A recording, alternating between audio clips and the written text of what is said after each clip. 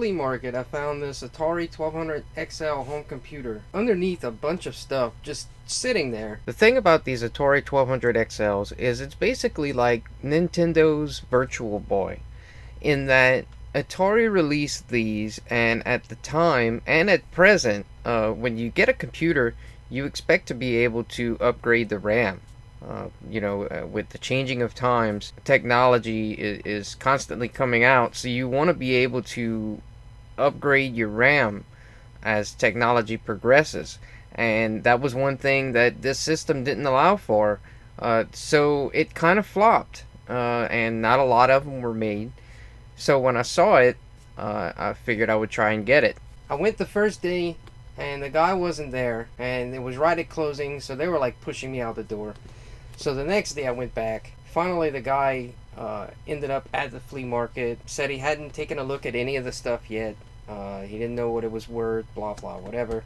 I ended up making a deal with him. It was the computer itself. I've got a pile of pirated floppy disks because back in the day, this is pretty much how everybody got their floppy disks. Also in the lot were a few official, legal floppy disks. Risk, the World Conquest game.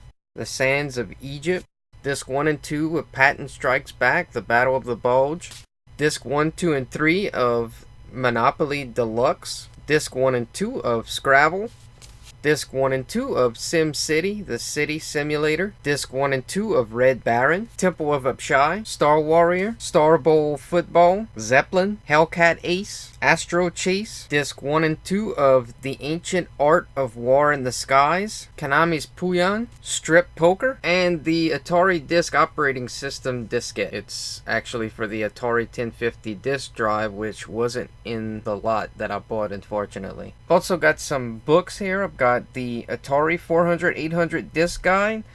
I've got the DOS-3 Atari Disk Operating System Reference Manual, and I've got Compute's First Book of Atari. Now I've also got some Atari manuals. I've got the Atari 1200XL Home Computer Owner's Guide.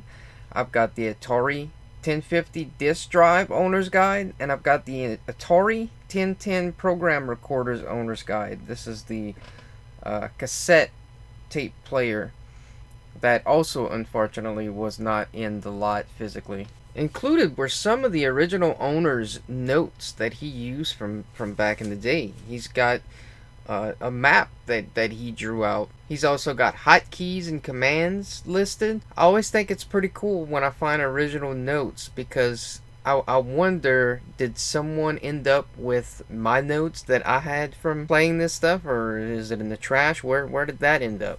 I've also got 3 Atari cartridges. I've got Mountain King, Miner 2049er, and Dig Dug. As of the time of me recording this video, the Atari 1200XL is not powering on. I'm not sure if it's a fuse. I'm going to have to open it up and check it out. I'm going to make a video about it when I get around to doing that. So stay tuned for that. What I'd like to know from you is, it seems a common thing lately that people are disliking newer games because of theatricality or the easiness in contrast to some of the harder games from, like the Nintendo, like Ninja Gaiden or Contra or Battletoads. There's this sort of elitist view, that because games are somewhat different now or easy, that they're not good. I kind of like all games. I mean, I certainly avoid certain types of games, but I mean, for example, I'm a fan of Uncharted. I'm a fan of Metal Gear Solid games, and those are more theatrical. And granted, they're easier, but they're by no means, to me, not fun, not entertaining. So, do you have a problem with games like that? And if so, why is that? I prefer to just, play games. To me, it's all about the games, the gameplay. Newer games, I also like. I don't mind storylines. It's all entertainment. Well, YouTube, that's going to do it for me. This is Trevor over at Top Loaded Gaming saying, fuck hipsters.